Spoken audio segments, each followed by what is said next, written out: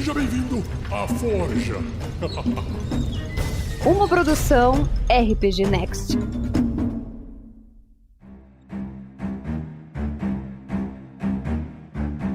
Os Deuses do RPG, um podcast do RPG Next, trazendo as religiões para você. O podcast mais abençoado ou amaldiçoado da sua podosfera. Eu sou o Thiago Santos e estou aqui com ele, Vinícius Vazzi. E vamos continuar hoje com o episódio falando sobre um deus muito querido de quem está seguindo a aventura Storm King's Thunder, que é o deus Torm, da nossa musa, a Chrysalis. Então vamos começar. Torm, que é o deus da justiça e da verdade. E ele tem um símbolo sagrado um pouquinho excêntrico, né, Vinícius? É uma manopla direita branca. Manopla é aquela peça da armadura que protege as mãos. Aquela armadura de placas, que é aquela luva de metal que protege as mãos. Eu acho interessante que quando a gente vê uma ilustração do Torm, se você digitar aí no Google da vida, você vai ver que ele tá em cima de um dragão alado. É dragão, né, Vinícius? Não é um wyvern. Não, tem braços na frente e atrás. Tem 4 patas e 2 asinhas. É dragão. É um dragão. Ele tá montado num dragão alado. Uma espada gigante. Cara, ele parece ser muito forte. Qual que é o portfólio dele, Vinícius? O portfólio deles é a lei, dever, lealdade, autossacrifício, coragem e obediência. E quais são seus domínios, Thiago? O domínio dele... Claramente, se você está em cima de um dragão alado, portando uma Great Sword, que é a sua arma favorita, eu acho que não é a paz que ele tá vindo prosperar, né? A não ser que, assim, eles estão precisando de paz, então vamos levar a guerra. É isso aí. O domínio dele é a guerra. E ele tem uns nomes e títulos que são tão imponentes quanto a sua imagem. Que são a verdade, o Deus verdadeiro, a fúria leal, a mão da retidão. Ele é leal e bom no seu alinhamento. Mas qual é a história de Torm, Thiago? No princípio, as origens de Torm eram um mistério. Igual essa voz Cid Moreira que eu tentei imitar, mas não consigo fazer a voz do Cid Moreira, que inclusive é um cara muito legal, que eu já vi o Cid Moreira pessoalmente, o cara tem uma voz incrível, mas isso não vem ao caso.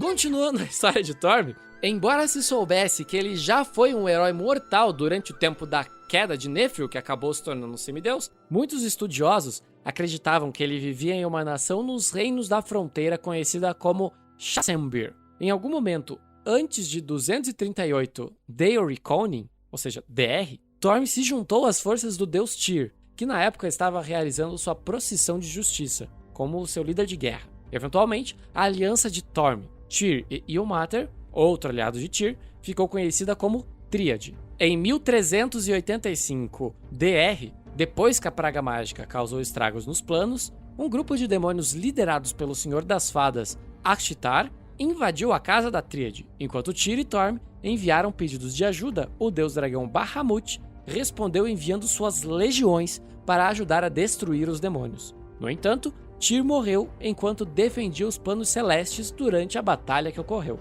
Torm muito reverenciava Tyr, vendo-o como seu pai espiritual. Ele também era um forte aliado de Ilmater. Torm teve uma amizade com Helm antes da morte desse em 1384 DR, embora os sacerdócios das duas divindades fossem frios um com o outro. O Torm ganhou considerável atenção e elogios durante o Time of Troubles, quando seus fiéis ajudaram a manter uma das tabuletas do destino desaparecidas em segurança. E o seu próprio avatar lutou e destruiu completamente o avatar de Bane fora de Tantras em Eleazes, aparentemente matando o deus que já havia sido enfraquecido por Mystra e seu servo Elminster. Torm sabia que não tinha poder suficiente para derrotar Bane, então ele escolheu absorver as almas de seus adoradores em Tantras, sabendo que eles seriam mortos instantaneamente. A transferência de almas foi feita voluntariamente e levou milhares de vidas, mas Torm escolheu poupar crianças com 14 anos ou menos. Esses indivíduos ficaram conhecidos como prógene do Mártir. Então, Vinícius, o Torm, ele acabou morrendo nessa batalha, mas é por causa da sua lealdade ao seu portfólio. Lord Au, Deus Supremo, ele ressuscitou o Torm logo após o final do Time of Troubles, e Tyr o levou ao status de divindade menor, ou seja, o Torm ele era um sujeito mortal que, lutando nessa batalha gigantesca ao lado de deuses, depois da sua morte, o Deus Supremo levou ele até um status de Deus menor, mas ainda assim um Deus. É verdade. E em 1384 DR, o deus sombrio Cyric manipulou Tyr para combater Helm, o deus dos guardiões, por um mal-entendido. Tyr venceu e Helm morreu. Isso dividiu a Tríade, pois Ilmater optou por deixar seu plano compartilhado, a Casa da Tríade, para viver com a deusa Sune em Briarwater, esmagado pela dor e vergonha. Tyr abdicou de sua divindade e concedeu a Torm todo o seu poder divino. Tyr aconselhou todos os seus seguidores a oferecer sua lealdade a Torm. Então ele era um deus menor e virou um deus maior. Em 1385 DC, depois que a praga mágica causou estragos em todos os planos, um grupo de demônios liderados pelo Senhor das Fadas, o Ashtar, ele invadiu a casa da Tríade. E quando Tyr e Torm enviam pedidos de ajuda, o deus dragão Bahamut respondeu enviando suas legiões para ajudar a destruir os demônios. No entanto, o Tyr acabou morrendo enquanto defendia os planos celestes durante a batalha que veio ocorrer. Depois disso, Torm se tornou a principal divindade da Tríade e promoveu Bahamut para a mesma posição que ele ocupava quando servia a Tyr, e Ilmater se juntou ao seu companheiro de deus mais uma vez. Os três deuses se mudaram para o plano de Celestia e repropuseram o papel da Tríade nos reinos. Obviamente, por conta disso, o Torm ele tem muitos inimigos entre as divindades malignas, entre elas o Bane e Shar. Ele tem uma inimizade especial por Cyric, após o deus das mentiras fazer tão mal a Tyr, que era o seu aliado. E ele tinha outros aliados e relacionamentos. Ele reverenciava muito Tyr, vendo como seu pai espiritual. Ele também era um forte aliado de Ilmater. Torm teve uma amizade com Helm antes da morte desse em 1384 DC, embora os sacerdotes das duas divindades fossem frios um com o outro. Olha, é sabido que ele, o Torm e o Cavaleiro Vermelho, eles gostam um do outro. Mas se os dois são amigos ou amantes, era algo que a dupla mantém pra si. Ele também era amigo de Lathander e Amalnator. E esse último até conquistou o grande respeito da Fúria Leal. Olha, o Torm também era um camarada do deus dragão Bahamut. Quem não queria ser brother do Bahamut, né? Que também era uma divindade servidora para ele, como um cavaleiro. Ambos os deuses haviam lutado lado a lado contra os deuses e demônios do mal em muitas ocasiões. São eles dois. Então, lembra aquela imagem que eu falei quando você digita Torm? Ele tá montado em cima de um dragão? Esse dragão é Bahamut. Caraca! Aí respeita, hein? Os adoradores de Torm, que são seus clérigos, consistem daqueles que favorecem as causas do bem e da lei. Justiça, honestidade, lealdade e verdade são suas principais atividades. No mundo pós-praga mágica, onde é mais perigoso e mais sombrio do que nunca, eles brilham como faróis de esperança e coragem. Ele tem a Ordem do Leão de Ouro. O alto clérigo Barriltar Bandradon, ele serviu como pontífice de Torm e governou a partir do magnífico templo de Torm's Coming em Tantras. Desse local, o pontífice ampliou o alcance e o culto de Torm, patrocinando ordens de cavaleiros em todo o continente, incluindo o prestigiado Leão de Ouro. Os membros da Ordem do Leão de Ouro, conhecido como Tormtar, eles guardavam templos de divindades cujos adoradores, os Tormistas, eles haviam perseguido durante o tempo das dificuldades. Esse ato de ajudar outras boas-fés foi chamado de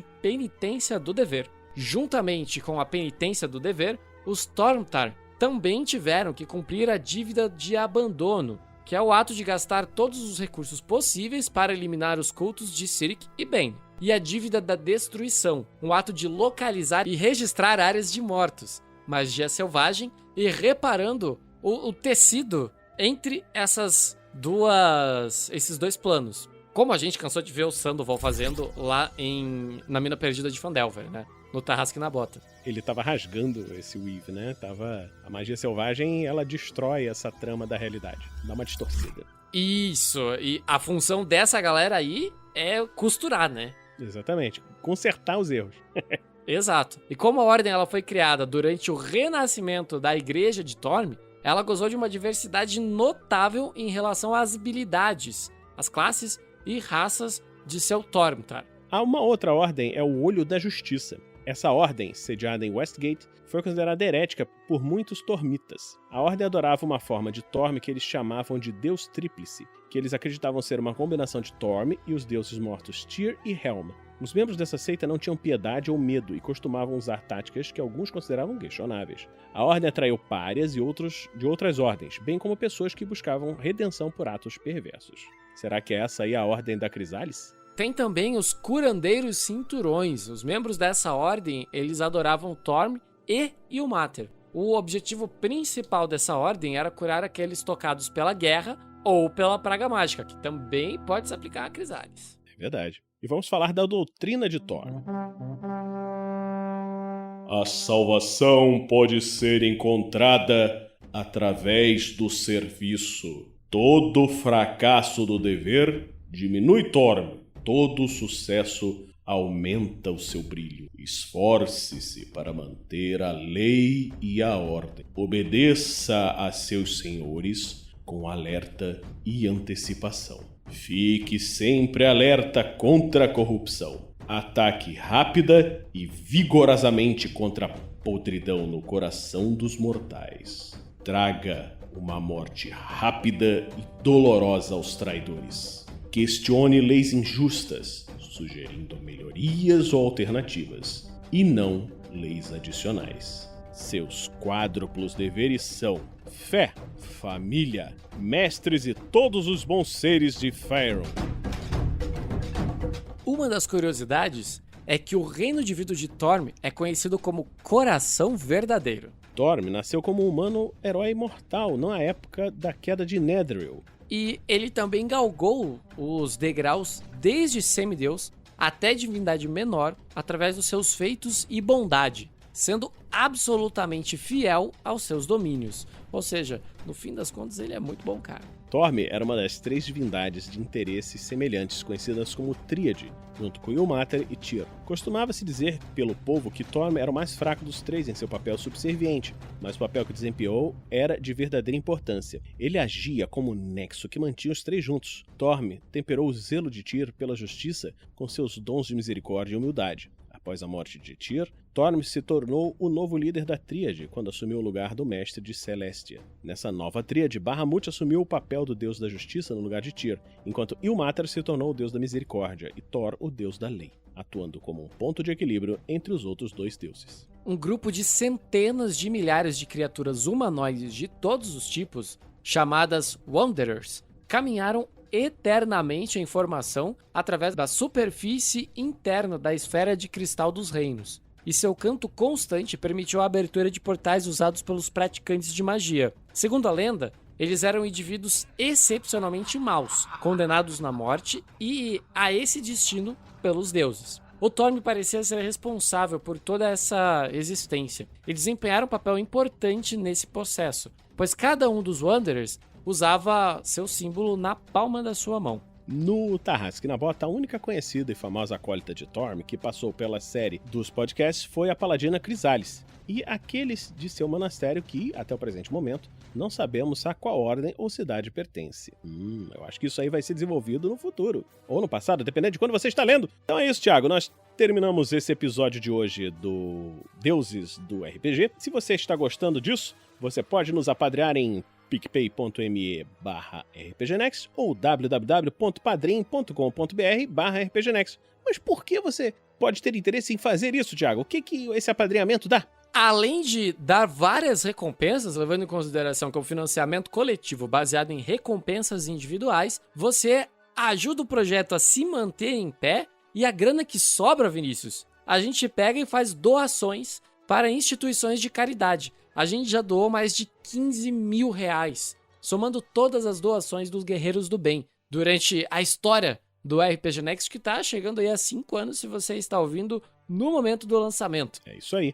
Ou seja, participar do RPG Next, fazer parte, ser um padrinho, não é só ajudar o projeto, é também ajudar quem mais precisa. E ainda tem uma outra coisa. Dependendo do seu nível de comprometimento no apadrinhamento, é claro que isso daí é com vagas limitadas, nós temos uma recompensa especial chamada The Gamers. até a recompensa do Thiago Araújo, que está escrevendo essa série junto com a gente. Mas o Thiago Araújo, além de escrever isso, ele joga junto com a gente. E nesse jogo junto com a gente, no caso ele chegou a jogar comigo mestrando, jogou com o Pedro mestrando, e essas histórias vão depois ser sonorizadas e transformadas em contos narrados, que é um outro podcast que nós temos, e serão lançadas também no nosso podcast. Então, se você tem a vontade de jogar com a gente, consulte antes, para você não fazer o apadrinhamento no nível e as vagas já estarem ocupadas, porque isso daí demanda conseguir juntar todo mundo para jogar, né? Mas se tiver disponível, você tiver como fazer, você pode jogar com a gente um RPGzinho que vai de vários sistemas. O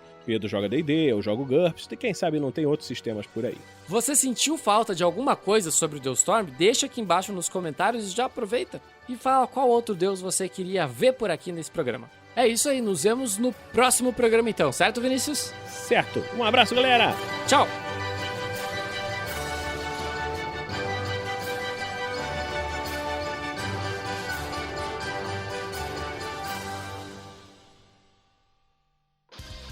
Energium Ilimitada, edições de podcast.